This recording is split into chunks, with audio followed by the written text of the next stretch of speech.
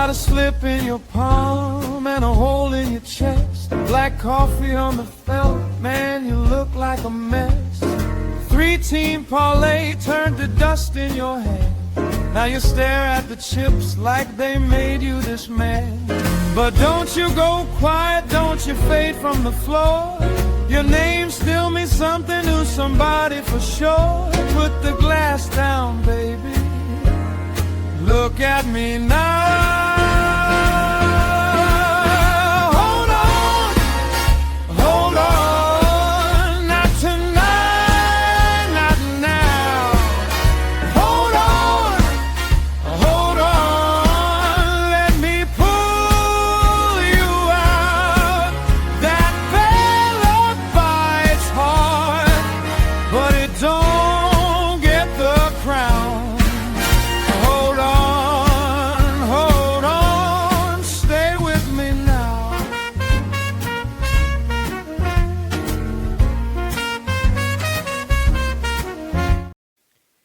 What's up, everybody? It's Toad back with you with Toadstool Sports.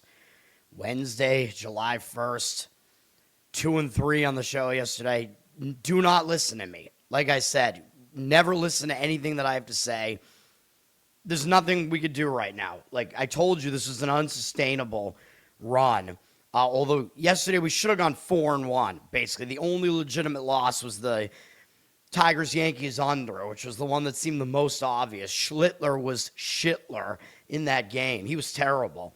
It was his one actual bad game, or maybe he's had two. I think he had a bad game against Cleveland earlier. Those were his two bad games of the season.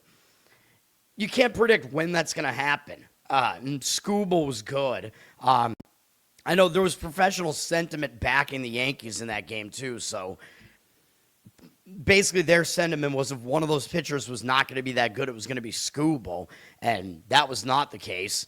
We did get the under correct in Cleveland and Texas. I didn't even pay attention to what happened in that game, but I know it finished 4-2. Don't even remember which team won. I think Cleveland won. Minnesota was complete bullshit. They were winning the game 3-0 into the bottom of the fourth. So it's like, yeah, we got this one.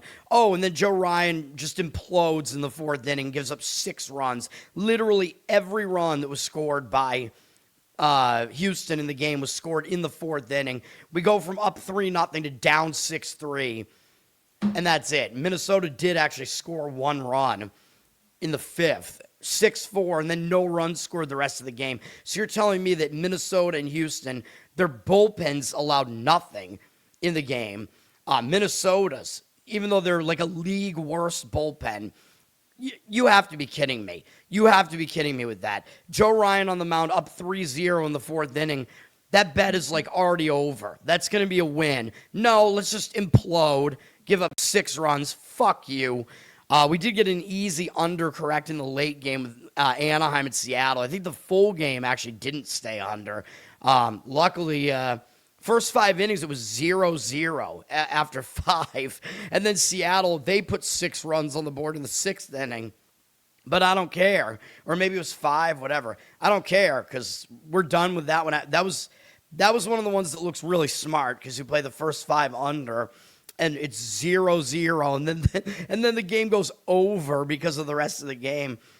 There's a reason why you don't want anything to do with Anaheim's bullpen, man. And both starters are pretty good. Brian Wu was really good again. The WNBA game was just unbelievable bullshit. Unbelievable bullshit. You had, again, I mean, of course, with Wilson out for Vegas, you know they're not going to dominate on the interior, or whatever. But again, there was a huge free throw disparity in favor of the Liberty, more than you would expect. They went to the line like 30 times, so they still went to the line like double the amount of times. And again, they hit a bunch of 3-pointers. So you couldn't do anything. And Vegas couldn't shoot. And even with all that, Vegas was still within 5 points in the final minute, and New York takes a 3-pointer for no apparent reason. Ionescu hits a 3 to make it an 8-point lead instead of 5. Like, what are you even doing? And if that shot doesn't go in, we're going to get that one right. If she misses that 3, Vegas is going to cover. And This is the WNBA. You know there's not a really high percentage chance that 3 is going in. It's such fucking bullshit. Dude, I don't know what else to say. Statistically, Vegas was in that game enough to cover that game. I'm so fucking pissed. I'm so done with the WNBA. It's fucking ridiculous. I can't get a single game right, even when I handicap everything right. You have all these angles. These angles work. Like, decades of doing this. Although WNBA, I haven't done it for that long. But these angles work in every sport. Whatever.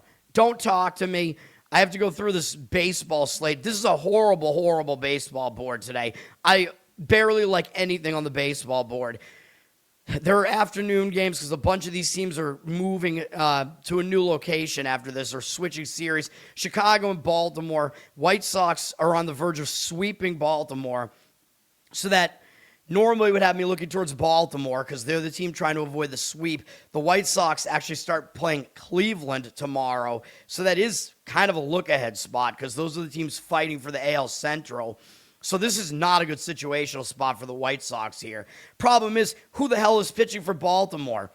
I have no idea. Nobody knows. Who did Baltimore use 5 games ago? I don't know. A bullpen game? I don't know what they're... Actually, they won that game, whatever it was. Let me see. Trey Gibson, he pitched yesterday, though, and he sucks. So I have no idea who's pitching for Baltimore today. I can't figure it out. Yeah, I mean, they have a bunch of guys on the injured list.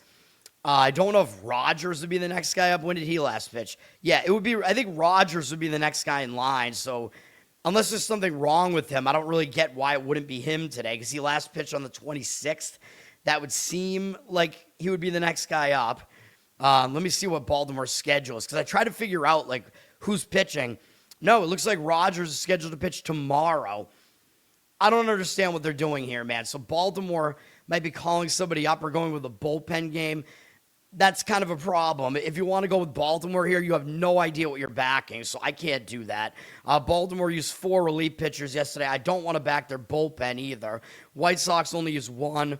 White Sox are the better bullpen here, in my opinion, even though they're ranked 20th. Their ERA is better than Baltimore's. Baltimore 15th, but yeah, I prefer the White Sox bullpen, and it's more rested.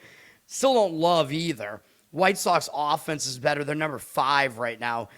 Pretty good. The Orioles, 17th, tied with Anaheim or whatever. I have that other schedule up just because I'm looking at who these teams are playing next. White Sox have Noah Schultz coming back from the injured list. This is a really hard game to handicap, man. I like Schultz. I think he's good. Really tall, left-hander. He was struggling, though. This is his rookie season. He looked good in some starts. But he's got a 5.82 ERA, 1.34 whip. That's not very good. 6.38 road ERA, not very good. Wasn't really particularly good in his last few outings before he got injured. I don't know what to make of this. His walk number is way too high. The rest of his numbers are not bad. Like, his hit rate is low. Strikeout rate is not really that high. I mean, I guess maybe he's not really that much of a strikeout pitcher. His walks are obviously the main issue, though. Like, he's got to figure that out. He can. He's still really young. But I don't want to trust him here, although Baltimore's never seen him before. Maybe that's an extra advantage to him because Baltimore has to figure him out on the fly. I can't back Baltimore either here, though. I mean, I think if you're going to try to blindly play this game, maybe an over makes sense. I was correct about this game going over yesterday, if I remember correctly. 50% of tickets, 91% of the cash on the over. Total's 10. Again, pretty high total in this series here. Money's backing Chicago here. They're an underdog. Baltimore at minus 140 or so. So the professional money is basically, I think the opinion is like, well, how can you favor Baltimore like this when you don't even know who their starting pitcher is going to be? And the money's backing Schultz. 50-50 on the tickets, 78% of the cash on the White Sox. I don't know. The situation says Baltimore here, based on the fact they're trying to avoid the sweep. It could be a look ahead for the White Sox. This pitching matchup, you don't even know what you're getting in this pitching matchup. So I think you're insane if you put money on this, to be honest. Again, maybe the game goes over. I don't have a great opinion on that game at all. Texas and Cleveland, Another team trying to avoid a sweep here, Cleveland, actually, my mistake. I thought it was Texas. Cleveland is the team that's trying to avoid getting swept here at home. Cleveland lost 4-2 yesterday. So, again, Baltimore and Cleveland both fall into that situation where you have a home team trying to avoid getting swept, and that is a typically positive spot to look at that team. I hate this emergency broadcast shit that's going on over here. I'm just trying to have Wimbledon on in the background here, man. Sinner is playing right now, and he was in a close first set. I mean, come on, man. This game doesn't look like a good pitching matchup to me for Cleveland, though. So, I mean, it's a game where, again, I can't really back the situation when I don't like the matchup. But you have to consider both. I don't love Cleveland's bullpen. They're ranked 19th. Texas is ranked 9th. Texas is the better bullpen. Texas is the better offense as well, even though they're not great. They're 20th. They're better on the road. Cleveland, 28th. Not good. Cleveland dealing with some injuries as well. Texas bullpen is a little bit more rested after yesterday. They've used Lots a couple days in a row, though, and I believe they're using him as a closer. So maybe that's not the greatest thing, that he's probably not going to be available here. But still, they got a good bullpen. Cleveland only used 2 guys as well. Their better relievers are all available today. As far as this pitching matchup goes, Mackenzie Gore going for Texas. I like him. I mean, he's actually having a decent season. 4.05 ERA, 1.25 whip is a little bit high. He always walks too many guys. Like, he's a good strikeout pitcher, but he just walks too many guys. He's not good on the road. 5.48 road ERA. Texas has a very pitcher-friendly park, but this might be a game where he will pitch well, because this is not like most other road starts. This is a more pitcher-friendly environment against a weak offense. He did pitch well on the road in a kind of similar environment last time out against Toronto. They're not a very good offense, but he had a good road outing in that one. His previous road outing actually wasn't that bad against Kansas City either. He was kind of mediocre in that one, so that's not too bad. He is in pretty good form right now at the very least. He's got a high strikeout rate, low hit rate. Again, his walk rate is kind of too high, though. But overall, he's not bad. Numbers against Cleveland, they only have 3 guys who have faced him, 14 at-bats, no extra base hits. 286 average is a little bit high, but no power hitting, so 661 OPS. That's pretty low. 5-2 strikeout walk ratio. Gore may actually have a decent outing here. I mean, I'm going to lean more towards that being the case. I prefer him over Joey Cantillo usually, who does not have a very good whip, even though his ERA is a little bit better. 3.87, 1.35 whip is not very good.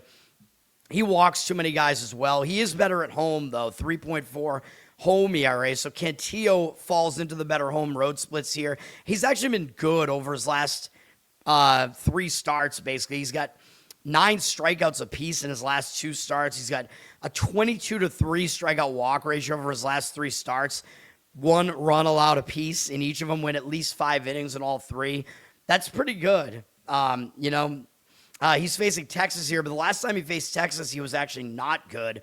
He got kind of bombed in Texas. That's not a good sign. He gave up a bunch of home runs in that game. Maybe you could argue it's a little bit fluky.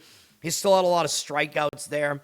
Allowed way too many hits, though, in that one. I think it's a bad sign, really, that he didn't pitch well in Texas.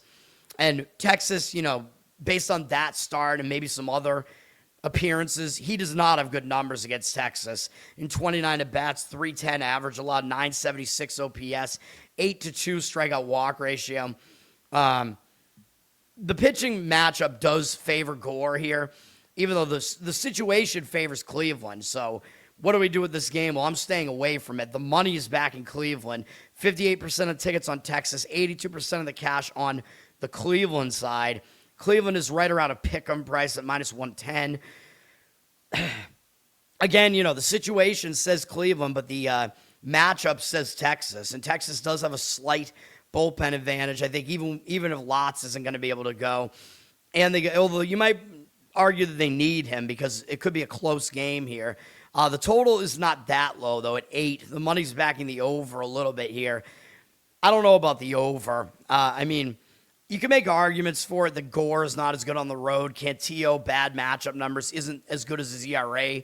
Makes him look. So maybe there are some over arguments there. I don't think I'd want to do that, though. Just in general, this has seemed like more of an under series. I don't know. I kind of lean Texas in that game because I think the matchup just kind of outweighs the situation a little bit. I don't have a good read on it, though. Detroit at the Yankees. This will be the end of this series. The Yankees are also in a spot where they're trying to avoid getting swept at home. Schlittler was not good yesterday. That was a loss for us because of that. I'm not happy. I mean, I'm happy the Yankees lost. I'm not happy about taking a loss on the under. Will Detroit be able to pull it off? I mean, maybe. This is not the best pitching matchup for the Yankees here. You could at least say that. The Yankees, they're not, Detroit, the question is, do they have a look ahead? I don't know. They're playing Texas next starting tomorrow, so I don't know. Detroit might still stay focused, man, because they are playing the Yankees. They might just not overlook the Yankees at all, but the Yankees are the better team at home trying to avoid the sweep here. Yankees used 3 relief pitchers yesterday. They also have the better bullpen. Detroit used 2, but they didn't really use any of their better relievers because it was a blowout, basically. Yankees are 4th in bullpen right now, and they actually have the 2nd best bullpen ERA right now. Not something that you would expect. Maybe they'll regress a little bit, but they do look pretty good right now. Detroit's bullpen is okay. They're at 16th, but Yankees have been better. Yankees are number 3 in offense, tied with the Cubs right now. They're much better than Detroit in that area. Detroit's number 19. Detroit has Troy Melton going, though. Another guy that, the advanced analytics guys don't like this guy because he doesn't strike guys out, but I look at his numbers in his career so far. He's been an effective pitcher. Like, his whip is really low this year, 0.85 whip. I mean, you're doing something right if you're not putting guys on base. He's got a 2.39 ERA. He's been better on the road, 1.74 road ERA. That's good. He's allowed 1 run apiece in his last 2 outings against the White Sox in Houston, so those are not exactly weak offenses. He's pitched pretty well. He's allowed 2 or fewer earned runs in all but 1 of his starts so far this season, but he is facing the Yankees, so this will be a step up. He has to face the best offense that he's faced this season here. His numbers against them are not good, but they only have 6 hitters who have faced him. 5 at-bats, 400 average, 1,500 OPS. Wells has a home run off him, 2 strikeouts, 1 walk overall here. I don't think that means that much, though. Melton, I mean, those matchup numbers it's such a small sample size. I don't think there's much you can draw from that. Will Warren is pitching for the Yankees, 3.75 ERA, looks pretty good. His whip is not that good, though, 1.36. Indicates that he's not as good as his ERA suggests. He's slightly worse at home, 3.86 home ERA. He was not good last time out at Boston. He had 3 walks, no strikeouts, and gave up 5 runs and 5 2/3 on 7 hits. That's not good. The lack of strikeouts is a red flag. 2 starts before that, he had 1 strikeout. However, I will give you the 1 home start that he had in June was pretty good against the Reds. Overall numbers aren't really that bad. His hit rate is a little bit high, though. His walk rate's not that bad. And his strikeout rate is okay as well. So those numbers make him look better than his whip does, really, because he kind of he spreads out the base runners a bit. It looks like there, although you can't really know that, right? Because it's like, well, is he issuing walks and hits in the same inning? Like, we don't really know. Apparently not really, because his ERA is low. He does have good numbers against Detroit, but they only have 5 guys who have seen him, 11 at-bats. They have no hits against him, 3 strikeouts, 1 walk. So that's a 0 batting average, obviously, and an 0.83 OPS. Do what you want with that info. It's in the very small sample size. Will Warren does have a matchup edge here. The Yankees have a situational edge.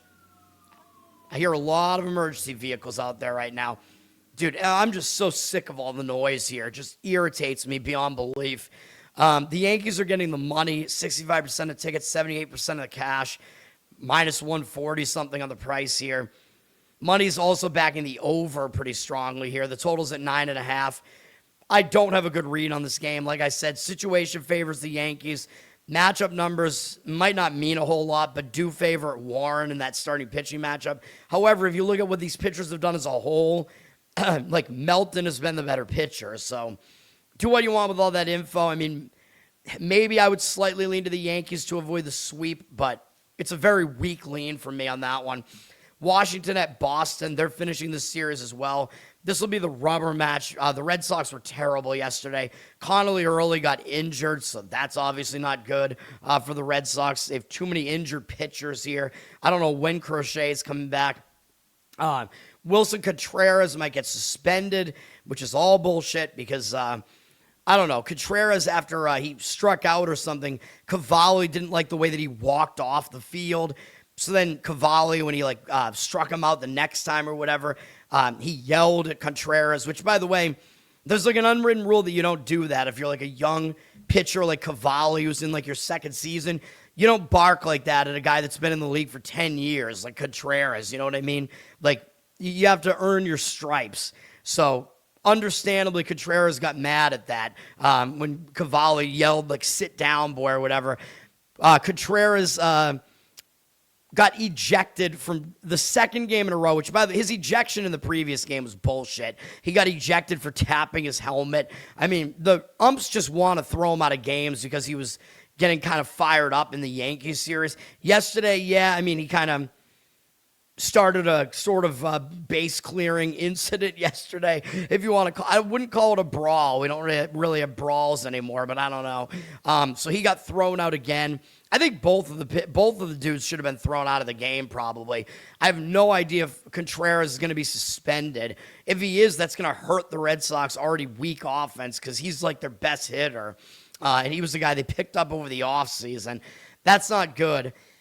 Although, if you look at this game, the Red Sox do have the better starting pitcher on the mound here. They do have the better bullpen here. If the Red Sox lose this series to Washington, it would kind of piss me off because the Red Sox have been favored in every game. The Red Sox have a big pitching advantage throughout this series. Red Sox used 4 relief pitchers yesterday because they had to come in early going out of the game early with an injury. Washington used 2. Washington's bullpen isn't good, though.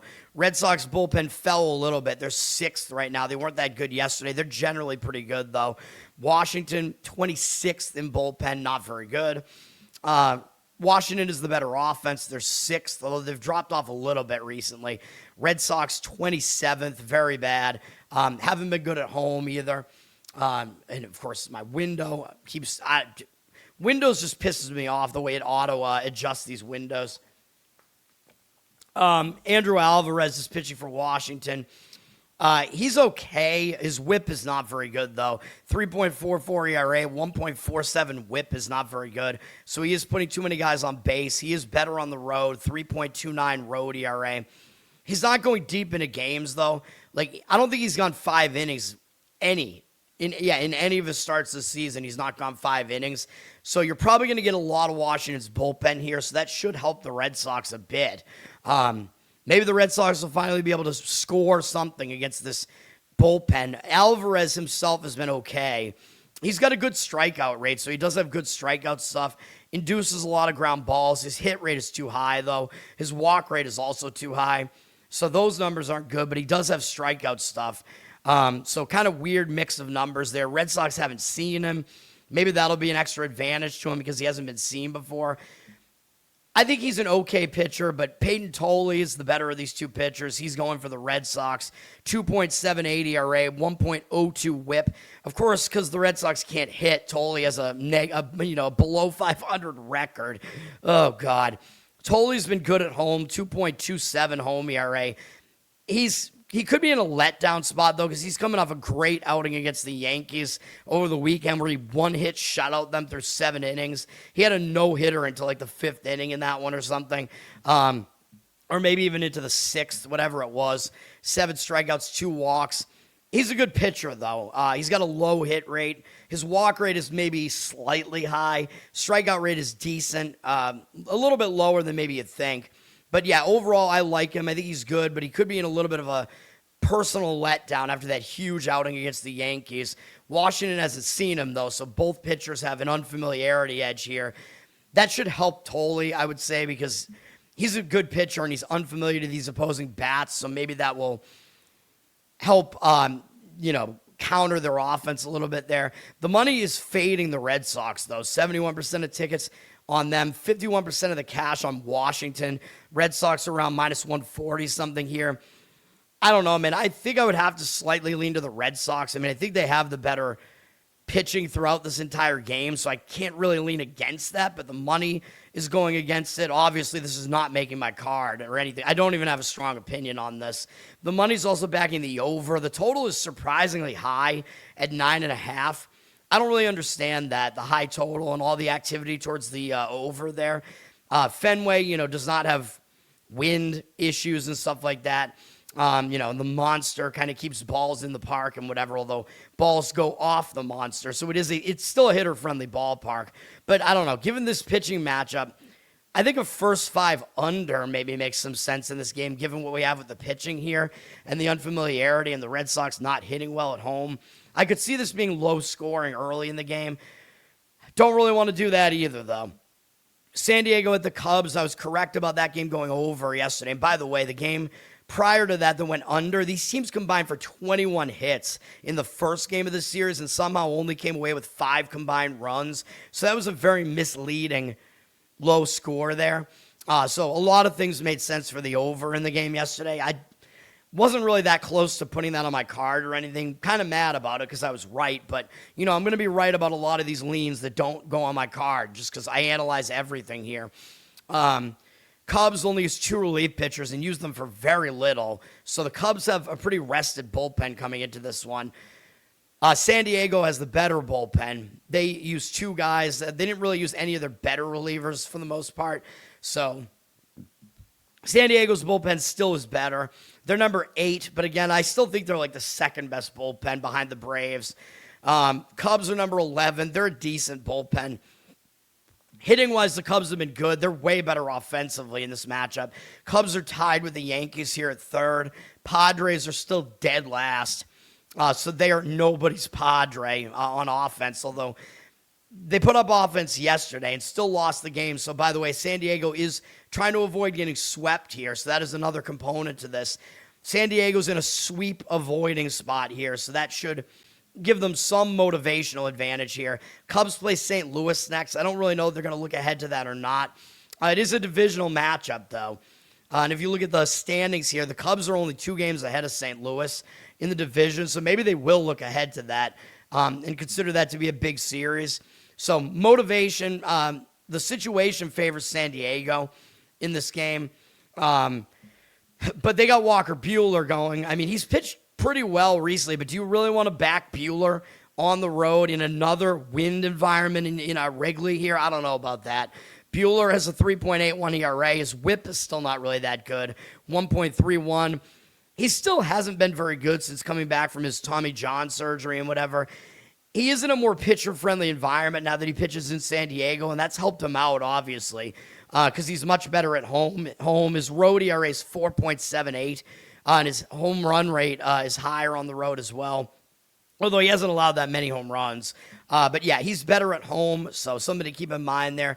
His last few road starts have been pretty good too, though, at Philly, at Baltimore, and at Texas. So he is pitching well. He's allowed 1 run in every single outing over the past month. That was in the month of June. Pitched mostly well in May, too. So he's been pitching well pretty consistently for a while now. He does have kind of a low hit rate on the season. His walk rate isn't too bad. His strikeout rate is somewhat okay as well. So he really doesn't have bad numbers. But, he is still bad on the road. He wasn't good against the Cubs last time he faced them, which was in San Diego in late April. But he wasn't really in good form back then either. Still, he walked a bunch of guys in that one. I don't know. His numbers against the Cubs are not horrible. They're pretty mediocre. 262 average, allowed 731 OPS and 84 at-bats. 20-8 strikeout walk ratio. That's not very good. That ratio is not good. Overall, his numbers are not horrible against the Cubs, though. They're pretty mediocre. He's going up against Colin Ray. You could definitely make the argument that Buehler is actually the better of these 2 pitchers. Ray has a 4.8 ERA, 1.41 whip. That's not good, but the home road splits are much better for Ray. 2.61 home ERA, so he's way better at home. He's been good in his last 2 outings. Pitched pretty well against Milwaukee last time out on the road. So maybe a sign that he's sort of in some sort of form right now. But he walked 3 guys in that outing, and his walk rate has been pretty bad. this month, 14-11 strikeout walk ratio. In the month of June, I mean. I keep forgetting. When the month crosses over, I always forget. That was in 25 innings. He's still got a high hit rate on the season. That's not good. His walk rate is also too high. Low strikeout rate. Kind of allows too many home runs, too, although his fly ball rate's not really that crazy. But you have to be worried about the fly ball rate in a game like this because it's another wind game in Wrigley here with the wind blowing out. Bueller, by the way, not really extreme towards the fly ball. Total's at 11, or actually it's at 12. I was going to say 11 and a half. It's at 12 in this one. And we saw this game go way over yesterday. First game stayed under, but perhaps misleadingly so.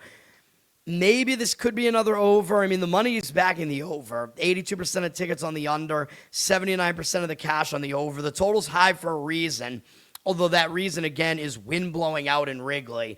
So the wind has a huge effect in Wrigley because of the lake effect. And Wrigley Wrigley does not have tall walls. So it is kind of a bandbox almost type of stadium, especially when the wind's blowing out. Although when the wind's blowing in, it knocks down everything. Wrigley is kind of crazy. The money's also backing San Diego to avoid the sweep here. Cubs are around minus 120 something. 63% of the tickets on the Cubs, 60% of the cash on the Padres. I think I do probably agree with San Diego to avoid the sweep. And I think you might get the better pitcher by backing Walker Bueller, believe it or not. I know you're going against the home road splits. I forgot to mention Ray is not good against the Padres. 323 average, 871 OPS against them in 31 at-bats. 5.0 strikeout walk ratio, though, but still, Bueller has the better matchup numbers here, and he's been the better pitcher generally for a while now. So some of that makes sense. Like, you're getting the better pitching if you back San Diego, in my opinion, and you're getting the better bullpen. So I think San Diego might make more sense than anything else in this game. Maybe just backing San Diego as an underdog here. Those smallish underdogs in baseball, and you think they actually have some advantages in the game. I do tend to like to look that way in some of these cases. So maybe that's the way to look. I don't really have a great feel for the total. So, all right. Next game is Mets and Toronto. This will be one of my plays. These next two games are both my plays, whatever. These are going to be losers. Like I said, you should not listen to me because right now I'm not getting anything at all right, even though the things that I have right, like I should have been 4-1 yesterday. Still, like I said, the things that I have right just all go wrong. And then the things that I like and I don't put on my card, like Mexico, I was completely right about that. It was not a misleading final for Mexico. They dominated. I watched a lot of that game. They totally dominated. And I told you, I should have put that on my card. I liked Mexico better than anything on the World Cup board today. Anyway, we're going to play the Mets here against Toronto. This is full game. I mean, I think you can take advantage of the Mets bullpen here. I know Toronto did get shut out yesterday. So, they could be in a bounce-back spot. A lot of times you do want to back a team that gets shut out at home. You want to back them in the next game, but I don't see how you could back Toronto, given what this pitching situation looks like. Toronto's been playing some awful baseball, too. They've lost 7 of their last 8 games. I know the Mets have also been bad. The Mets are really bad on the road. Mets have lost most of their recent games, too. I get it. They've lost 9 of their last 11. So it's like, this is, it's like which one of these teams is going to suck less, basically, in this game. I'm saying it's going to be the Mets here. We do get a bullpen advantage with the Mets, so you could kind of start with that. They did use 3 relief pitchers yesterday, including both of their back-end relief guys to finish the game off. I still like their bullpen, though. Toronto's bullpen, kind of questionable. They used 3 guys out of their bullpen yesterday. The Mets are ranked 3rd in bullpen. They do have a good bullpen ERA. Toronto is ranked 14th. They're an okay bullpen, but I prefer the Mets there. Offensively, Toronto 26th and the Mets 28th. We're looking at bad offenses on both sides here. So I was also correct about the under in the game yesterday. And I believe I also leaned to the Mets yesterday, if I'm not mistaken. So I think I got all that right yesterday. And, of course, none of it was on my card. We are going to back Freddy Peralta here, though, because he's the only actual starter going in this game. I know I've tried to back him recently, and it's been bad, but I'm going to do it again. His numbers look like ass, I know. 4.53 ERA, 1.37 whip. I know he's in a new environment this year, but come on, man. He's better than that. Like, look at his career numbers. He's only 30 years old. You know, maybe pitching for the Mets has kind of ruined his mental state a little bit, but he's not anywhere near this bad. His career numbers are all way better than this. So, yeah, he's better than what his numbers would suggest. I know he's not good on the road, 5.4 road ERA. I know that's bad, but I like his matchup here. He was awful last time out on the road. I get it. We tried to go with the under in that one, or a first 5 under, I think, against Philly. He got absolutely annihilated in that game, I know, but he bounced back nicely in the last game against the Cubs, and I don't remember if did I have a play on that game? I don't remember if I did or if I didn't. We might have had an under, actually, on the show in that game. I can't remember what I did in that game. The under might have actually hit in that one. Peralta was actually pretty good in that one. All 3 runs that he gave up were unearned, so it wasn't his fault, really, that they lost that game. So I don't really think he's out of form here. Like, his other bad start that he had in June was really unlucky against St. Louis. Like, basically everybody that he put on base scored in that one. So I give him a little bit of a pass for that. He's allowed 1 or fewer earned runs than the 3 other starts over that month. Overall, his hit rate is still fine-ish. His walk rate is his walk rate is a little bit too high. I mean, it usually is. His strikeout rate is fine as well. So you dig into his numbers a bit. They're really not that bad. And again, you know, I think we know what he is at this point. But this is really why I'm doing this, is he dominates Toronto. They have 31 at-bats against him. They have 1 extra base hit, which is a double from Kirk. They have an 0.97 average against him, 3 hits, 281 OPS. Those are really low numbers and a decent sample here.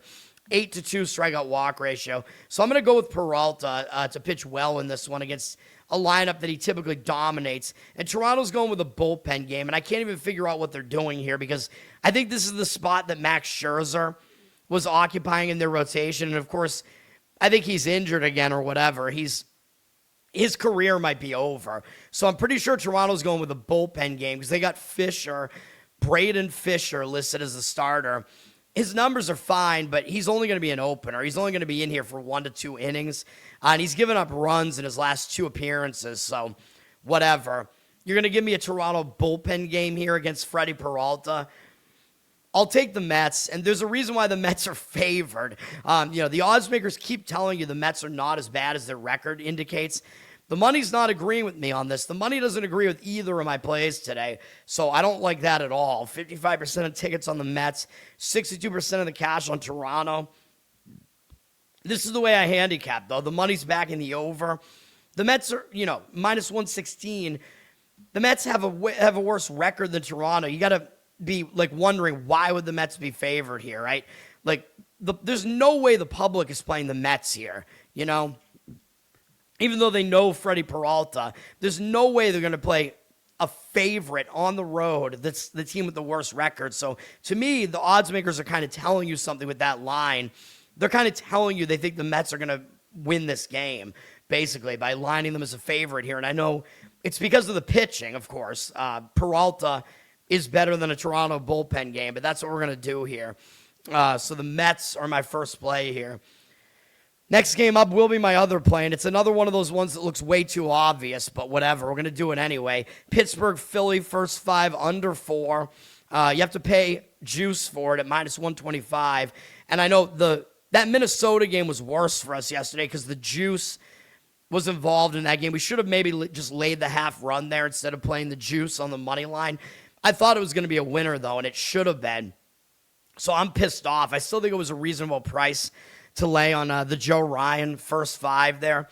You got to do it in baseball sometimes, man. But yeah, this is an elite pitching matchup here between Pittsburgh and Philadelphia. I know it looks too easy. The money actually doesn't even agree with me, at least not on the full game. But we're cutting the bullpens out because I don't really love either bullpen here, really, especially not Pittsburgh. Pittsburgh used 2 relief pitchers yesterday. Philadelphia only used 2 as well, so the bullpens are rested. Philadelphia is okay at 13th, but their ERA is over 4. Pittsburgh has really struggled in the bullpen department. They're ranked 22nd with a mid-4s ERA, so I'm not going to back Pittsburgh's bullpen here. Pittsburgh has been good offensively, I know, but they're not as good on the road. Number 2 in offense. Philly is moving up a little bit at 22nd, but they really have struggled offensively, although they're actually better at home. Philly did put up 8 runs yesterday and 7 the day before that, but I like this game to be lower scoring for pretty obvious reasons here. And I'm okay with the games being somewhat higher scoring the last 2 games, although yesterday was 8-0. But yeah, I'm okay with that. Maybe giving us a little bit of value on the under. Like Skenes versus Wheeler, like this full game total being 8 kind of surprises me. And I know I said that yesterday with the Yankees game, and that game went way over. But Schlittler was just unexpectedly awful in that game yesterday. So I don't know what to tell you about that. But I'm pretty surprised the total in this game is 8, given what the starting pitching matchup is. So I don't really get it. Maybe that is an indicator this is a bad play, but I'm doing it anyway. Paul Skenes is pitching for the Pirates, 3.1 ERA, but his ERA should be lower than that. His whip is .97. That's good.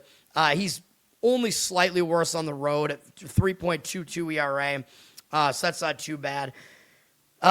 Luckily for him, this is an evening game because Skenes has actually been bad during the day, which I don't usually look at, but maybe I should.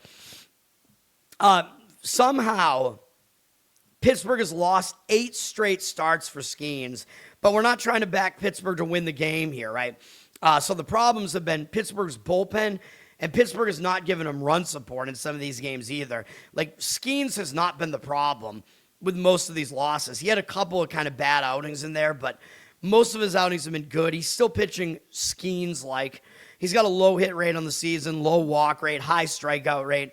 Everything that you would expect. Is just Pittsburgh is just not playing well as a team behind him. But I'm fine with that because we're cutting the bullpen out of this game, and we're just going with the under here in the first 5. So we actually want Pittsburgh's offense to be bad here.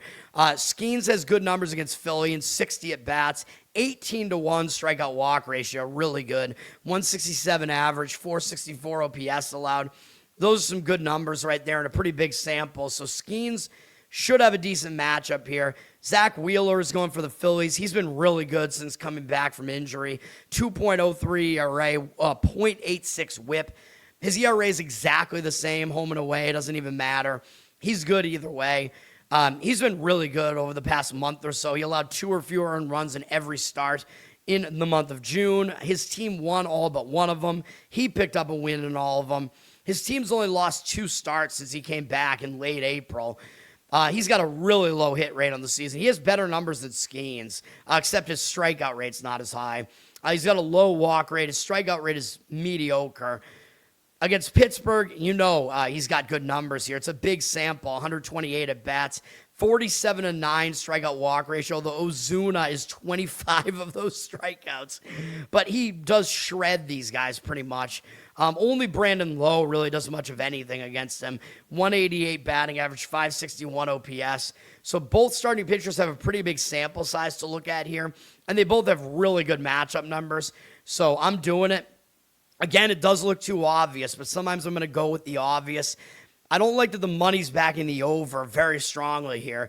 80% of tickets on the under, 89% of the cash on the over 8. That's a full game market, though. We're looking at the first 5. I think it's going to be low scoring early in the game. Philadelphia's around minus 130 something here. They are public. 72% of tickets, 73% of the cash on Philly. So the public is actually fading Paul Skenes.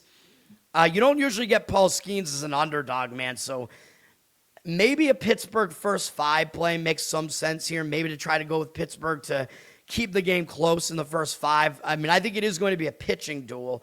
So the underdog in the first 5 makes some sense there. I would not be able to back Pittsburgh full game. You might be looking at them to bounce back after getting shut out yesterday. And I think the series means more to Pittsburgh because they're the little brother in Pennsylvania. This is a 4-game series, by the way, so the series does continue tomorrow as well, I'm pretty sure. But Pittsburgh, I just don't like their bullpen. I mean, I think their side does make some sense in this game. Obviously, I'm going with the first 5 under there. But yeah, Pittsburgh in the first 5, I think, makes some sense in the game. All right, St. Louis and Atlanta. Atlanta did lose in the return home spot yesterday. I wasn't really sure about the matchup. I didn't really want to back Liberatore there. But the Braves did lose. They've been bad recently. The Braves have lost 7 of their last 8. But they're in a bounce-back spot here. Typically a bounce-back spot. When you return home and you do bad in your first game, a lot of times you bounce back and play better in the next game.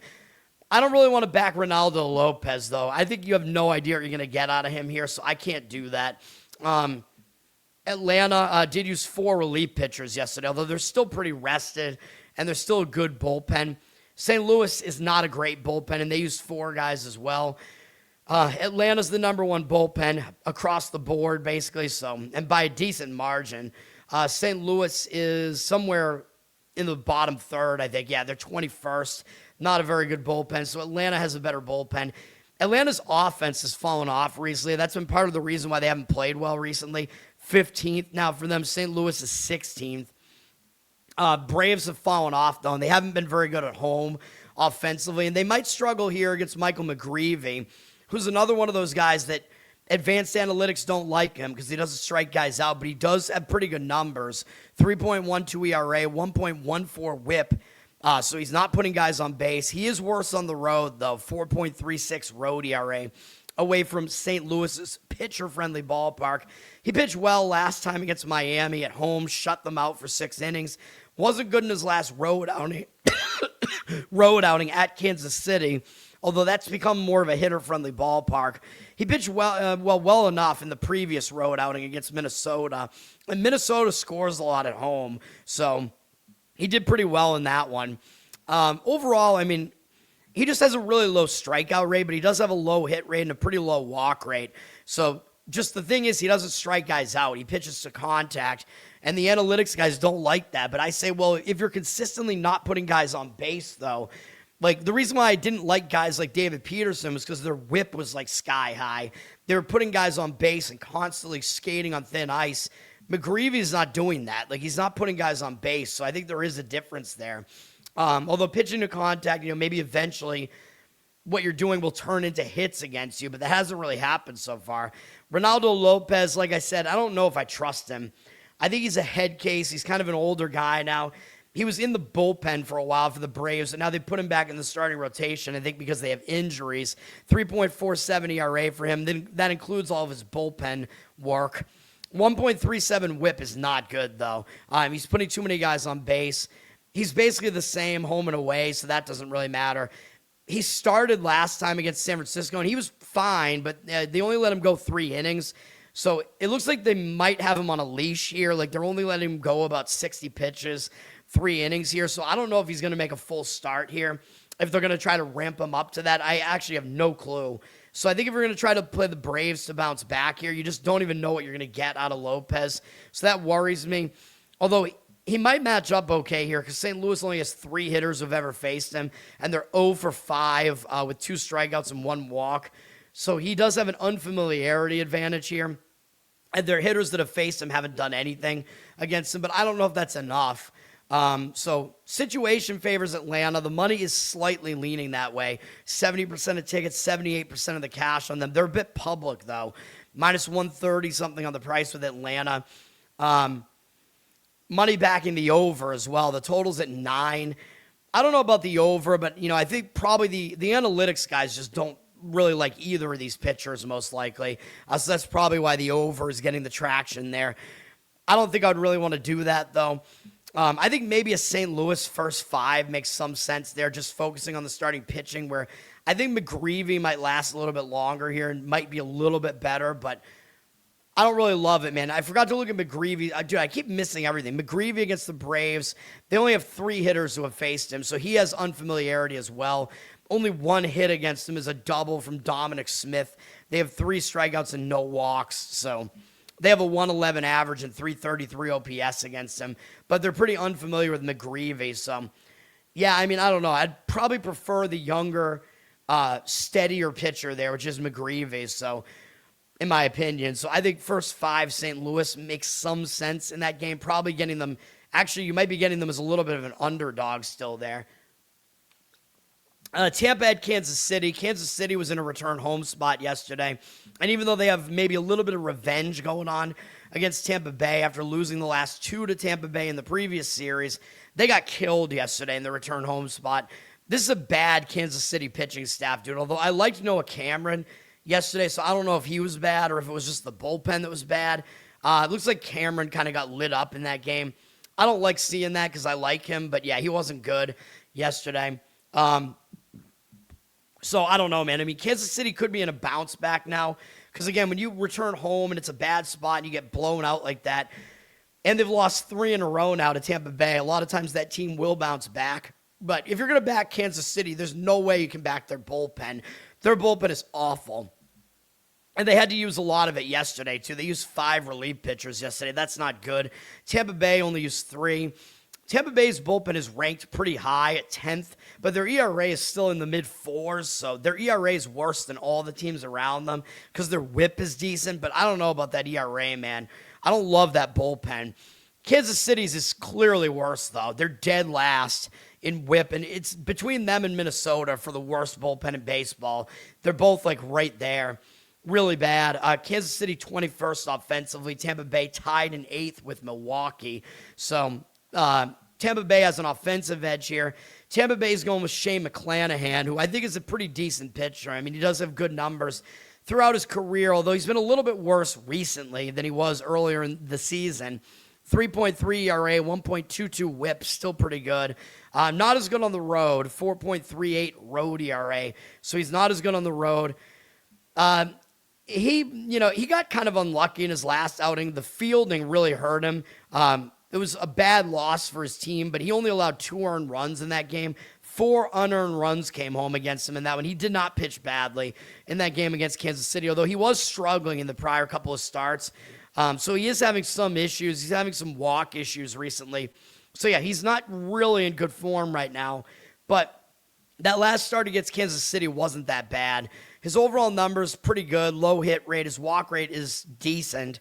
Strikeout rate is pretty decent as well. Maybe he bounces back here. Even though that start didn't look good against Kansas City, it wasn't that bad. His numbers against Kansas City are actually kind of all over the place, though. He's got a 229 average against them, which is low, but a 908 OPS is really high. They have 4 home runs against him. Caglianone, whoever that is. I was like Joe Castiglione, what the former Red Sox radio announcer? No, Jack Caglianone. I don't know who he is. He's got 2 of the home runs though against McClanahan. 35 at bats total for McClanahan against Kansas City, 10 strikeouts, 4 walks. But yeah, they don't hit him for average, but they hit him for power. So do what you want with that. Maybe that's a little bit fluky, but this is a home run conducive stadium, sort of, now that they move the walls in. Kansas City's going with Seth Lugo. Advanced analytics guys don't like him either. I think he's okay. He's got a 4.18 ERA, 1.37 whip isn't really that good, though. He is a little bit better at home, 3.75 home ERA. Wasn't good last time against Tampa, though. Tampa got to him for 7 earned runs in 5 innings, but he had 7 hits and 2 walks there. I mean, that is still not good, but basically everybody that reached base scored against him, so he did get slightly unlucky there as well. He hasn't really been in great form, though, over the past month. He has a 9-7 strikeout walk ratio in 19 1/3 innings. That's a really low strikeout rate. Bad ratio there, plus 21 hits, so he's not really pitching well right now. Overall, he's allowed too many hits on the season. His walk rate is kind of a little bit high, and his strikeout rate is not high, but that's just the way that he is. He doesn't strike guys out. He is a bit of a fly ball pitcher, although it hasn't really translated into that many home runs against him. Numbers against Tampa are not good, though. 286 batting average, 905 OPS. This includes that last start where he wasn't very good. In 63 at-bats, 10-3 strikeout walk ratio. I think there are more indicators towards an over in this game than anything else. By the way, I'm going to go back to Baltimore because they have announced a starting pitcher finally. So some of these teams were undecided when I handicapped these games. But yeah, I think this particular game has more indicators towards an over. The money does indicate that way, 50-50 on the tickets, 88% of the cash on the over, 10 or 10.5 there. 10 isn't a key number, so it is what it is. The odd numbers are all key there. It's a high total. I mean, Kansas City, again, their ballpark isn't really pitcher-friendly anymore. Both bullpens are not trustworthy, in my opinion. So, yeah, I mean, I could see the argument for the over, although I think McClanahan's not that bad, though. But he does have a bad OPS against versus Kansas City. 83% of tickets, 95% of the cash on Tampa Bay, though. They're around minus 130 something. I don't know about that. I mean, Kansas City's in a better situational spot to bounce back here. I don't think I'd lay that price. Tampa Bay is also not that good on the road, I don't think. So I believe that's the case. I think they're considerably better at home. So I don't think I want to lay a price like that with Tampa Bay, even though maybe McClanahan is preferable to Lugo. Tampa Bay's bullpen is probably preferable. But I think an over might make more sense than any other way of looking at that game. I'm going to be right back, talk about the remaining 5 games, and then there's no WNBA, thankfully, although it comes back tomorrow. And I don't know how I'm gonna get back on the winning side, dude. It feels like it's impossible at this point, even though I'm only 1 game below 500. After being, whatever it was, 5-0, it's like almost impossible that I'm 6-7 now in the WNBA. It's just so stupid. And then I'm going to talk about the World Cup, but I don't really have a ton to say about the World Cup. I mean, a couple of huge favorites today and whatever. I'll be right back.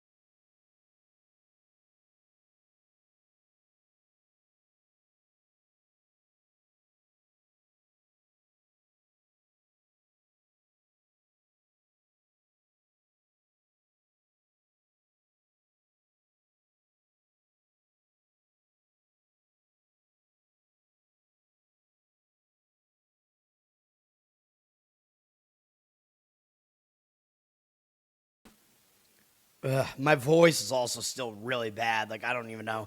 Got to stop doing this show probably. Cincinnati and Milwaukee. Milwaukee's won the first 2 games of this 4-game series. This is an ESPN game tonight. I don't know if it's that compelling of a matchup, but Milwaukee's won both games so far. The series does continue tomorrow. Milwaukee used 3 relief pitchers yesterday. They're the better bullpen, though. Cincinnati's bullpen is really bad. They used 2 guys out of their bullpen, but Cincinnati's 28th in bullpen. Not good. Milwaukee's 12th, but I think they might be a little bit better than that. Milwaukee is up to 8th offensively, like I said, tied with the Rays. They're the better offense in this matchup as well. Cincinnati is 23rd. They've struggled, even though they did get De La Cruz back. Andrew Abbott pitching for Cincinnati.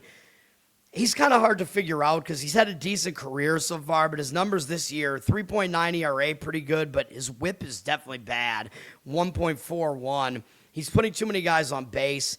He's better on the road, 3.17 road ERA, so if you take him away from Great American Ballpark, he does pitch better away.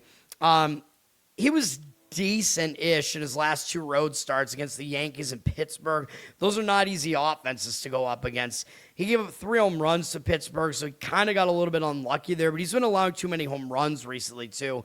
He had decent strikeout numbers there, but his walk rate has also been too high recently and really throughout the whole season. He's got a pretty low hit rate, but his walks are really concerning. He's got a really high walk rate. His home run rate's not really that great either. And his strikeout rate is low. He's not exactly a strikeout pitcher, but his walk rate definitely needs to get better. I mean, that's concerning. Numbers against Milwaukee are actually pretty good, though. And 101 at-bats, they haven't really been able to figure him out. They have a 218 average, 646 OPS, 29-3 strikeout walk ratio. So Abbott actually does match up well against Milwaukee. I believe he did face them once this year. Let me see. Am I wrong about that? Oh, I thought he did. I guess not. I'm wrong about that, I guess. I don't know. I thought he had one game against them already this year. I guess I'm wrong. Milwaukee's going with Shane Drohan, who is still a complete mystery to the point where ESPN still does not even have a picture of this guy, Mr. X. He's got a 3.12 ERA, 1.23 WHIP. That's not too bad. 3 ERA at home, so he's been pretty good at home. He's a converted reliever, but he's been decent as a starter. He's allowed 4 or fewer earned runs in every outing.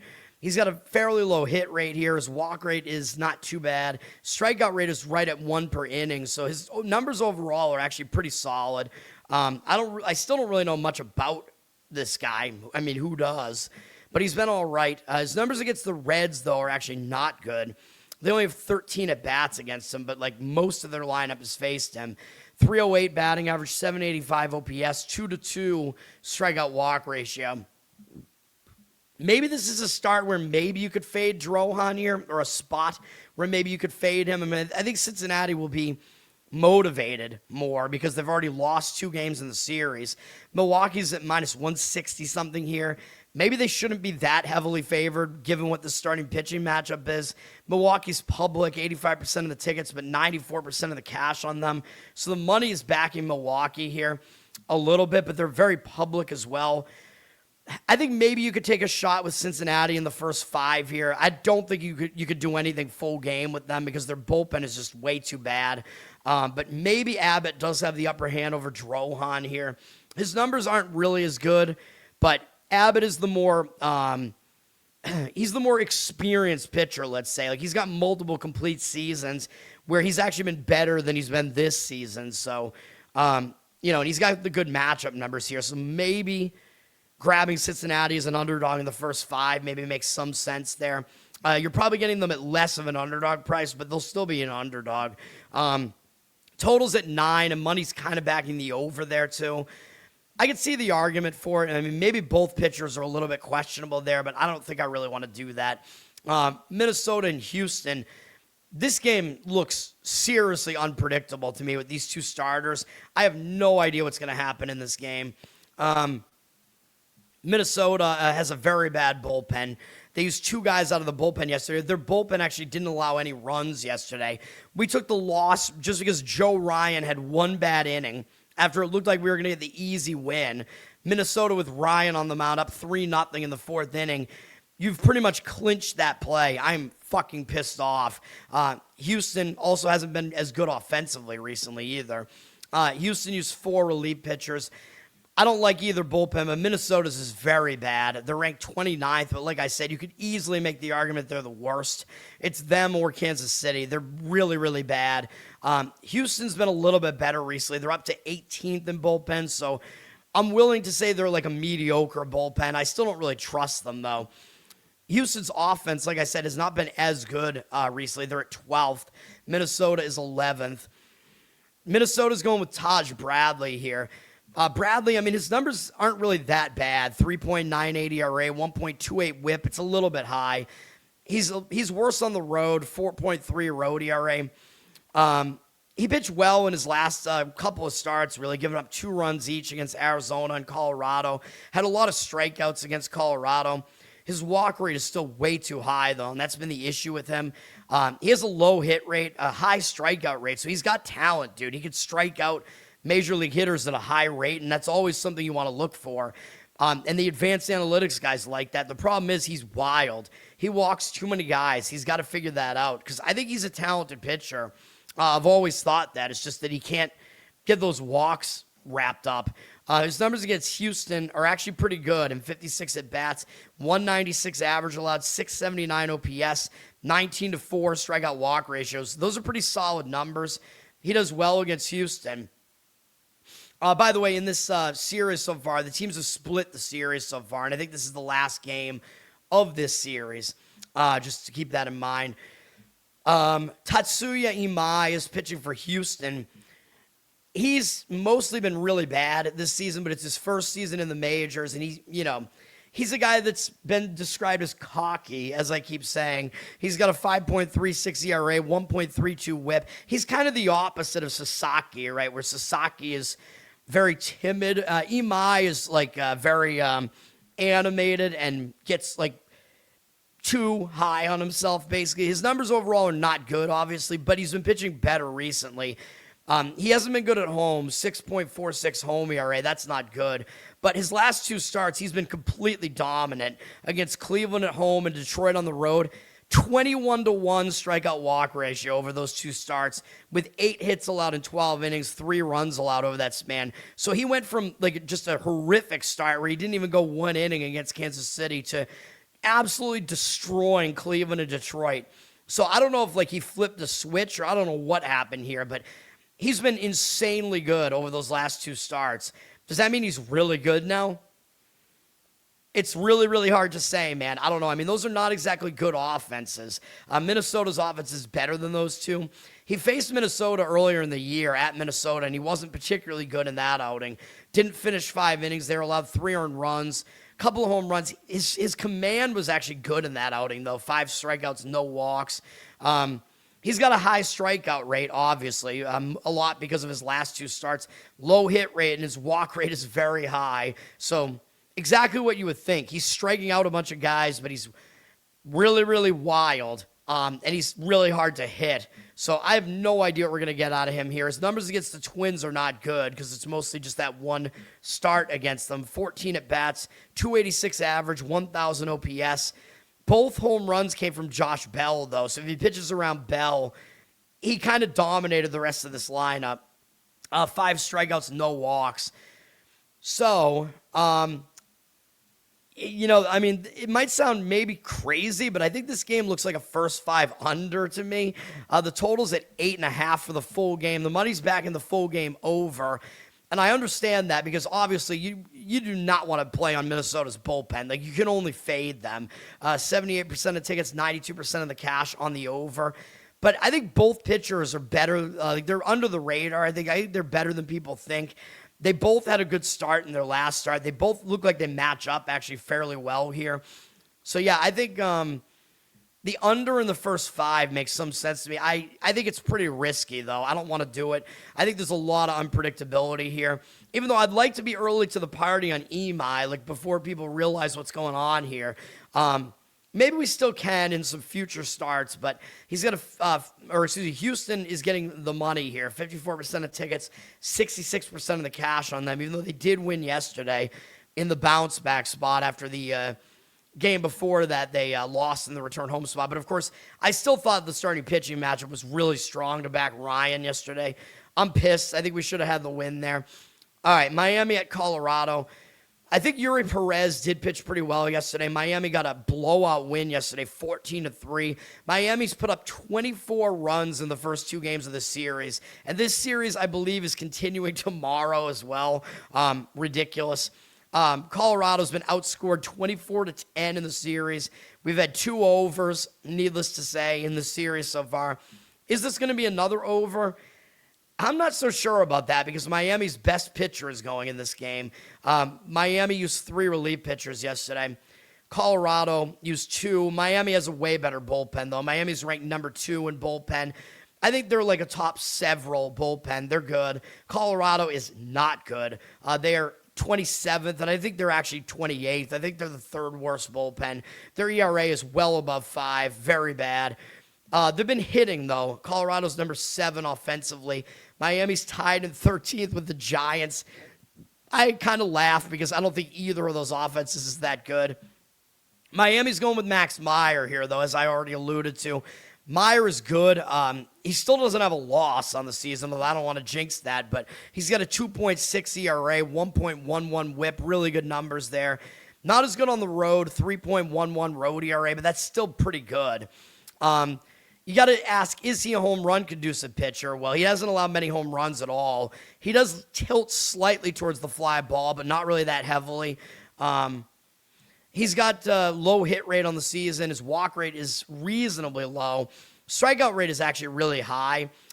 So Yeah, he's got good numbers on the season. He's pitched well over the past month. Miami won every one of his starts in June, and they won all but one of his starts in May. And he's been really, really good. In June, he allowed 2 or fewer earned runs in every start. So, yeah, he's definitely pitching well right now. Numbers against Colorado, surprisingly, are bad. In 29 at-bats, 310 average, 961 OPS, 8-3 strikeout walk ratio. He actually pitched against them first start of the season at home, and he was okay. He went 5 innings, gave up 3 runs, did not take a decision. Miami won the game later in the game. He gave up 5 hits, 5 strikeouts, 2 walks. He wasn't exactly awful in that start, even though I know it's odd that his numbers are that bad against Colorado in 29 at-bats, but a lot of that was in the past. So his start against them wasn't that bad this year. Meyer is obviously better this year than he has been earlier in his career. So I don't really want to fade Meyer here. Kyle Freeland is going for Colorado. He has not been good. A 7.5 ERA, 1.61 whip. He is somehow a little bit better at home, 6.75 home ERA. I don't know how he's better in Coors Field. Doesn't make sense to me. Wasn't good here really last time out against the Red Sox. They really hit him around, although that was one of those games the Red Sox blew later in the game. Freeland has a really high hit rate, and he does have a really high fly ball rate too, and he's allowed a lot of home runs. So I don't really buy much into the fact that he's better at home. I mean, it's still not good. He's a home run conducive pitcher. He's got kind of a low strikeout rate too. His walk rate's low, so he doesn't walk guys, but he is very hittable. His numbers against Miami are awful. In 40 at-bats, 400 average allowed, 954 OPS, 6-2 strikeout walk ratio. I mean, maybe this game is another over. I mean, I don't think I'd want to be sitting on an under here. 50-50 on the tickets, 94% of the cash on the over. The total's 11, juice to the under. I still don't know if I want to do that, though, with Meyer on the mound. Miami's a very public side. 89% of the tickets, 90% of the cash. They're laying like minus 160, basically. I don't think you really lay that much of a price with Miami. Minus 160 is kind of crazy as a road favorite, although it is Miami's best starting pitcher, though. Yeah, I mean, I don't even know, man. I mean, maybe the best way to play this game is still to actually just lean towards the over again. But I wouldn't want to do it, though. I don't really want to fade Max Meyer. I think Miami is more likely to win this game, but I wouldn't be surprised if they didn't. But I think it's just too much of a price to lay on Miami, though, even though I'd probably slightly lean towards Miami in that one. Colorado is trying to avoid getting swept at some point, though. Although, again, like I said, they are playing tomorrow, too, though. Dodgers and A's, this is the end of this series. The Dodgers have won both games, I think. Yeah. So the A's are trying to avoid a sweep. So we have another team that's at home trying to avoid a sweep. And the A's are a big underdog, even though the Dodgers haven't even announced a starter. I don't know what they're doing because I think it would be Sasaki. Speaking of him, I think it's his turn to pitch for the Dodgers. He's not listed as the starter. I'm not exactly sure what's going on there. Although Sasaki has been struggling again recently. A's used 2 relief pitchers yesterday. Their bullpen is unbackable, though. Dodgers used 2 as well. Dodgers are ranked 5th in bullpen. I think they're not quite that good, but they're pretty solid. A's are 23rd. They're one of the other bullpens with above a 5 ERA. Not good. Hitting-wise, Dodgers are number 1 still, and by a pretty wide margin right now. The A's are, where are they at? They're pretty high up, too. The A's are 10th, actually, right now, so they've dropped a little bit. Dodgers, undecided. I mean, if they are going with Sasaki, I don't know if it's going to be, so this is a hard game to figure out without knowing who the pitcher is going to be. Sasaki, I mean, overall, he hasn't really been that great. He's struggled in his last 3 starts. His walk number's gone way up again. So he seemed like he'd figured some stuff out through May and into June, but I told you, man, I think he's not very mentally tough, and when he had that bad start, he just went right off the rails again. So I don't like Sasaki. If he is going to pitch in this game, I don't like him in this game. He doesn't have any experience against the A's, but he is also pitching in a very home run conducive ballpark, and Sasaki has not been great with the home run ball. He's allowed a decent amount of home runs. His fly ball rate is not horrible, but he's a little bit fly ball heavy. So, again, I don't know if it's going to be him pitching or not, though. The A's are going with JT Ginn, and Ginn has actually been one of their best starters. He's actually been pretty good. 3.15 ERA, 1.22 whip. He's been worse at home, understandably, because the A's play in the stupid AAA stadium where everything flies out of the yard. He's got a 4.07 home ERA, which is not that bad, all things considered. And he's not really a home run conducive pitcher. He's allowed fewer than 10 home runs this year so far. He's got a low hit rate. His strikeout rate is not great. His walk rate's a bit too high. But overall, he's not that bad. He's not really that fly ball heavy. So that does help him out in this stadium. So he's a better pitching style to pitch in this stadium. I don't love his walk numbers, really, but his numbers overall are not that bad. Dodgers basically haven't seen him. Only Chucky Robinson has seen him. I don't even know who that is. He's 1 for 2 off him with a single and no walks, no strikeouts. I might lean towards the A's here, man. I mean, it would be kind of a blind lean, though, because we have no idea what the Dodgers are doing with their starter. But it's, I might just wait and see what the Dodgers are going to do with their starter here. I think if it is Sasaki, you could take the chance with the A's here. Or if it's some other pitcher that's not that good for the Dodgers. Obviously, I think you know who to avoid here. I would not recommend the A's if they're having to go up against, Yamamoto or somebody like that. But I don't think it's going to be any of those guys. The Dodgers have already dropped on the money line quite a bit. They're down to minus 160 something here. Part of it's because we don't know who's pitching. The total has gone way up to 10.5. So money is actually backing the under slightly here. Public all over the over. I don't think I'd want to be on an under in this game, though. If you're going to be on the under, you got to do it in the first 5. You can't back the A's bullpen, but I would not back the under at all in this game. I think fading the Dodgers makes some sense here. Going with the A's to try to get one back in the series with one of their better pitchers going. 87% of tickets, 90% of the cash on the Dodgers, so they're basically a public side. You can't back the A's bullpen, though, so I think if you're going to back the A's, do it in the first 5. Just isolate the starting pitching in the game. Take the A's plus a half run or something in the first 5, and maybe you'll be able to get a win there. San Francisco and Arizona is the last game here. These games have been somewhat high scoring. The first game landed right on the total of 9. Yesterday went slightly over with a 10. Arizona's won both games in the series so far. So San Francisco's looking to avoid a sweep here because this is the end of the series.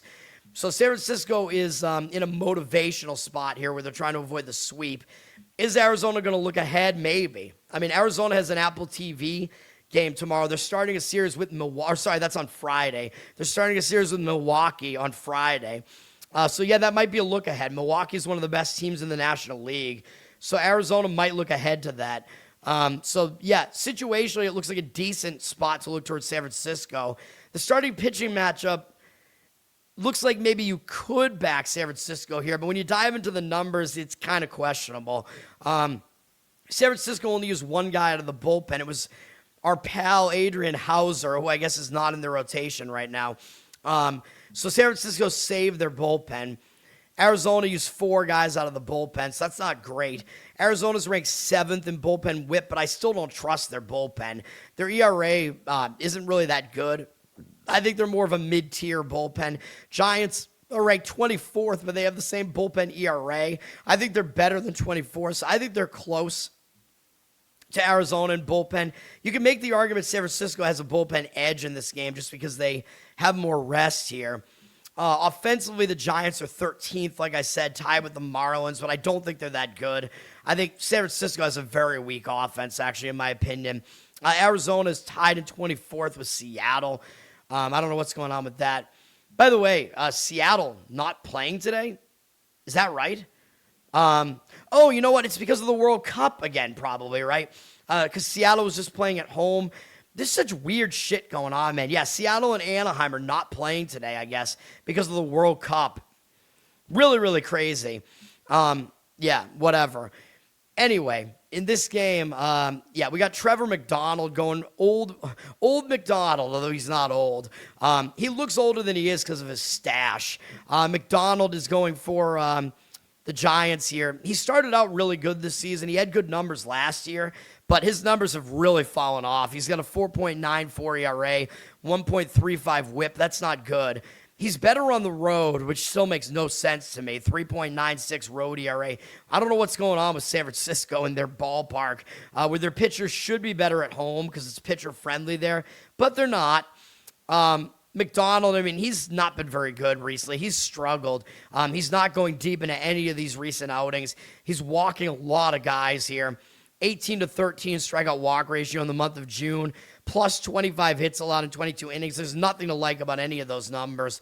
His hit rate is still okay on the season. His walk rate is still, well, I don't know. His walk rate is actually a bit high. 19 doesn't look that bad, but given that it's in 51 innings, that's not that great. His strikeout rate is mediocre. Numbers against Arizona, not good. 22 at-bats, 409 average, 844 OPS. He does not do well against Arizona. He actually did face them once earlier this year. He was actually not bad in that start at home. Went 6 1/3 innings, gave up 2 earned runs, 6 hits, 6 strikeouts, 2 walks. So he actually pitched well in that outing, and yet his numbers are still bad against Arizona. So I can't back McDonald here, man. Can't do it. He's in bad form right now. He's got bad matchup numbers. I can't do it. Zack Gallen is pitching for Arizona. I don't know what is going on with some of these Arizona pitchers, dude. Gallen, I mean, he used to be a decent pitcher. He's not that old, and he's just completely fallen off. Last year, this year, he's been awful. 6.15 ERA, 1.58 whip, really bad. Better at home, 5.27 home ERA. Yeah, I think Gallen does tend to be better at home, so do what you want with that info. He was awful in his 2 starts ago against Minnesota, and he wasn't really that much better against Tampa Bay. He had 0 strikeouts in that game against Tampa Bay. Gave up 5 earned runs in 6 2/3 innings. Not on too many hits, though, only on 4 hits, but still, this is not good. He's given up 40 hits in his last 27 innings. That was in the month of June. That's really bad, really hittable. Low strikeout rate of 10. 9 walks allowed was okay, but what is he doing here, man? His walk rate isn't that bad, but he's way, way, way hittable. Extreme fly ball pitcher. He's allowed a lot of home runs, which seems like it wouldn't be good in Arizona Stadium, which is a bit more hitter-friendly. His strikeout rate is really low. Like, he's just not fooling anybody. He's just getting hit. Like, it looks like he's just putting fastballs over the plate, and he's not getting them by anybody. So I don't like any of that. However, he does pitch well against the Giants in 125 at-bats, 192 average allowed, 590 OPS, 27-9 strikeout walk ratio. One of his better starts of the season was here at home against the Giants in mid-May. He went 6 innings, allowed 2 earned runs on 4 hits, 5 strikeouts, 1 walk. So he pitched well against the Giants then. It was one of his only good starts on the season. So the matchup favors Zack Gallen here, man. I can't do it. The money's also fading Arizona, and San Francisco's in a motivational spot trying to avoid the sweep. Arizona looks pretty easy to play them here at about minus 130. It looks pretty easy to play the team that I think has the better record, Arizona. 71% of tickets, 67% of the cash on them, though. So the money is fading them. The money's backing the over, 9.5 here. The over makes some sense. I mean, you have 2 pitchers that just really have been struggling. Plus, I don't really love the bullpen. So the over makes some sense here, but I don't know, man. I mean, I think in Arizona, first 5 makes some sense in this game. I think Gallen just has the way better matchup here against McDonald. So I think maybe Arizona first 5 makes some sense there and just avoid their bullpen. All right, that's it for baseball. All right. Comments, what's going on? I'll just say hi. McAdoo, what's up? Mr. Pinsey, new month means nothing, as I said. Dirty Sock, no, it's completely arbitrary. It means nothing. We're going to go 0-2 today. Sasaki, I mean, he was pitching well for a while. He's not that good, though. But I don't know. Emmett Sheehan has been pretty weak recently, too. Yeah, Gallen hit the wall, even though he's not even that old. Yeah, I don't know what's happened to his stuff. He used to be a decent pitcher. I don't know what's going on. World Cup. We got 3 games today. The first game is at noon. England, who is my champion pick, unfortunately, in my bracket. But that was because it was a game theory pick, dude. England was tied with the 3rd best odds to win. They do have 1 championship, by the way, though it was in the 1960s, I think. But But yeah, nobody was picking them, so I just had to do it. I don't think they're going to lose to the Democratic Republic of the Congo. This game is in Atlanta. I believe Congo actually just played in Atlanta, so I think Congo is actually staying in the same stadium. I don't think that's going to matter very much. England is staying in the Eastern time zone. England just played, I believe, in New York or, East Rutherford, New Jersey. So I think that's where England is coming from. England is a big favorite here, man. England is coming off an easy win over Panama. England, they've allowed no goals in their last two. So clean sheets. That was pretty good. England, they gave up some goals against Croatia. Croatia was obviously their toughest opponent, though. Although Ghana is actually not that bad, and England somehow played to a draw with them. England beat Panama, who's not very good. But this is going to be their easiest matchup, in my opinion. I think Democratic Republic of Congo is worse than all three of those teams. Panama's bad, but England should have an easy time of it here. England is minus 330 on the three-way. It's a low-ish total. Like, usually when you see these big favorites, the total goes up to 3.5. Not the case here. And remember, I mentioned yesterday, I had to clarify, when you do these three-way lines and spreads and whatever, make sure that you know what your book is giving you. But usually these are 90-minute lines. So if the game is tied after 90 minutes and it goes into extra time, none of that counts towards the three-way line. So the three-way line, the draw happens if it's a draw after 90 minutes. And then, of course, you can look at the other market. The two advance market includes extra time plus penalties. And England is like minus 600 probably at least to advance here. I don't see a good way to attack this because England plays a lot of low-scoring games. I guess given that, England win to nil might be the way to do this, which means that England is going to win in a shutout. You know what I mean? Of course, if they do that, you're going to have to get them to do it. I think it's going to be a first 90-minute play if you do it that way. But you'll get the price down a bit on England if you do it that way. Maybe into like the minus 180 range. Or I don't know what the price is going to be on it, but maybe that is some way to attack this game. England will win to nil. Because they don't allow many goals. They're really good on defense, which I think makes them underrated. I don't think Congo is very good at all. But yeah, obviously I think England wins this game. But because they're not a high-scoring team, I would not really go over their team total or anything like that here. England win to nil probably makes the most sense. Yeah, Garrett, most of those bets should have won. It was fucking bullshit. Don't tail me. Do not tail me when I'm ice cold. You took Mexico. I'm pretty fucking pissed that was not on my card. Mexico dominated. They had way more shots in the game. They dominated that game statistically. Second game up, the late afternoon game, which would be an earlier afternoon game in Seattle. I told you this is why the Mariners are not playing. Because of the traffic situation.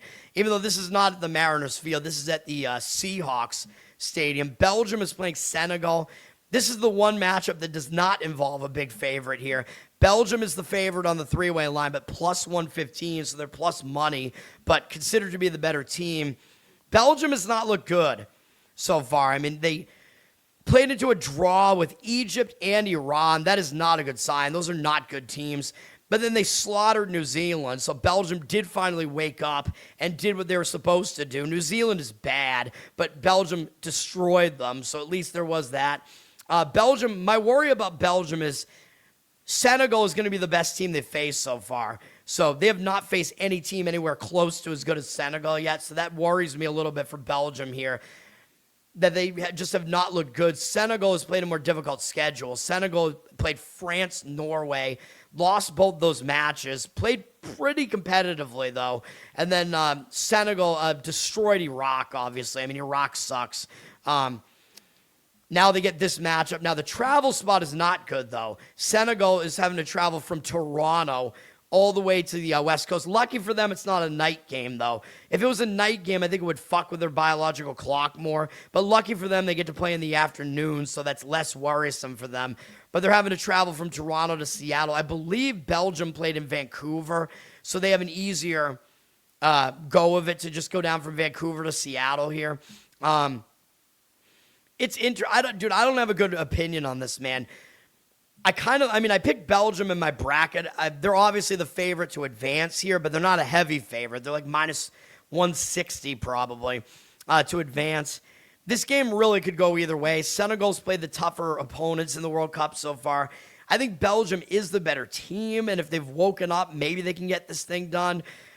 I don't have a good opinion on it, man. I have to pass on today's card. I don't have a good read on any of these games today. I don't feel strongly about anything here. Belgium does have the travel edge because they're staying in the Pacific Northwest. Maybe I would slightly lean Belgium on the three-way line, taking them at plus money there, but then they'd have to win in the first 90 minutes. Seems a little bit difficult. Yeah, Iraq getting blown up. Yeah, hilarious. All the wars are really fucking hilarious, man. United States and Bosnia-Herzegovina is the last game at night. Obviously, because it's the U.S. and they're the hosts, they get the primetime game. And they get an easy matchup against a Bosnia team that wouldn't even be in the World Cup if they didn't pull off an upset of Italy in the last shot to get in here in the qualifying tournaments that they had to play, those second chance tournaments. This game is in Santa Clara, California. It's in the 49ers stadium here. U.S., I believe, just played in Seattle, so the U.S. is only having to come in from Seattle. Bosnia, I think, was in L.A., I want to say, in Inglewood, so they're coming up from there. So both teams are staying on the Pacific Coast. It's not a travel advantage for one team or the other. U.S. has a home advantage, obviously, because they're playing in the U.S. U.S. is minus 255 on the three-way line. They're like probably minus 400 something to advance, I want to guess, something like that. The U.S. is probably going to win this game. It's just a matter of how do you want to attack this game. The U.S. didn't look really good in their last game. I gave you guys a winner on Turkey in that game. But remember, the U.S. had nothing to play for. The U.S. already had won their group, so they had absolutely nothing to play for. Turkey at least had, they had something to play for just to avoid embarrassment and to beat the host. I think that mattered. Turkey obviously showed up motivated in that game, even though the U.S. did slightly outplay them. U.S., they're not going to overlook a game in the knockout round here, no matter who their opponent is. They're coming off a game that was kind of a misleading result just because the motivation wasn't there for them. But, of course, that was the reason why I played that game. U.S. has not faced difficult competition, though. They beat Paraguay. I know Paraguay beat Germany, but who cares? They're not a good team. That's not an impressive win, really, for the U.S. Beating Australia doesn't impress me either. So the U.S. hasn't played a difficult schedule, but Bosnia is not a difficult opponent either. Bosnia, their route to get here, they did play to a draw with Canada. I don't think Canada's very good either, though. They got killed by Switzerland. I think I gave out Switzerland as a play in that game, if I remember correctly. Easy win there. And then Bosnia beat Qatar, who is not good at all. So Bosnia has had a weak schedule as well. Bosnia has not been impressive so far, man. Switzerland is a good team, but Bosnia couldn't match up against them. So U.S. is actually worse than Switzerland, I'm pretty sure. But, yeah, Bosnia, they're not going to win this game, I would not imagine. I would be pretty surprised if the U.S. lost this game. I don't see the U.S. making it much further than this in this tournament, though, but I do think they win this match. If you play this game, I think maybe both teams to score. I know that's a popular way to play these games. The U.S. has allowed some goals in this. They played a lot of high-scoring games in this tournament so far, and Bosnia could certainly give up goals as well. Both teams to score makes some sense in this one, or maybe an over the 2.5. I don't know how much juice you're having to pay on that. Something like that makes some sense with the way these teams have played so far. Let me see. To me, this looks like maybe the higher scoring of all the games today. Let me look at what the total looks like. The money is slightly back in the under, though. The over is very public here. You actually, your over 2.5 is basically right at a minus 110 price here, a minus 115. It looks kind of too easy to play the over, though. Both teams to score makes sense, or the books offer these like parlays where you could do like, I don't know what the price is on both teams to score. You can do these parlays. Like the books have these pre-made parlays, but of course, you know what I think about parlays. They don't give you great odds on that, but you could play like U.S. to win and game goes over 2.5. You know what I mean? If you did that, If you think the U.S. is going to win a high-scoring game, you could do that. The parlay will give you a better price on it. You know what I mean?